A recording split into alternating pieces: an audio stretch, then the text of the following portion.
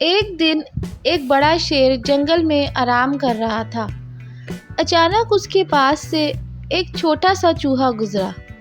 شیر نے مذاق میں چوہے کو اپنے پنجوں میں پکڑ لیا۔ چھوٹا چوہا بہت گھبرا گیا اور شیر سے گزارش کرنے لگا، مجھے چھوڑ دو شیر بھائی، میں چھوٹا سا ہوں، تمہیں کوئی نقصان نہیں پہنچا سکتا۔ اگر تم مجھے چھوڑ دو تو میں کسی دن تمہارے کام آ سکوں گا۔ شیر نے ہنسی میں کہا، تم اتنے چھوٹے ہو، میری مدد کیسے کرو گے؟ لیکن اس نے چھوٹے چوہے کی بات مان لی اور اسے چھوڑ دیا۔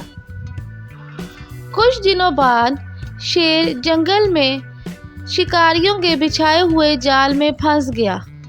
شیر نے بہت کوشش کی مگر جال سے خود کو آزاد نہیں کر پایا۔ وہ زور زور سے دھاڑ رہا تھا لیکن کوئی اس کی مدد کے لیے نہیں آیا۔ اسی دوران وہی چھوٹا چوہا وہاں سے گزرا۔ اس نے شیر کی دھاڑ سنی اور دیکھا کہ شیر مصیبت میں ہے۔ چوہے نے فوراً جال کو اپنے چھوٹے چھوٹے دانتوں سے کاٹنا شروع کیا۔ تھوڑی دیر میں جال ٹوٹ گیا اور شیر آزاد ہو گیا۔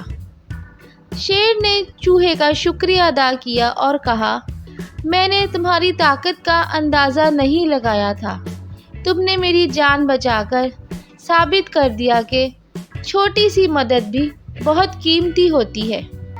اس طرح کی پیاری پیاری کہانیاں سننے کے لیے شیئر، سبسکرائب اور لائک ضرور کریں۔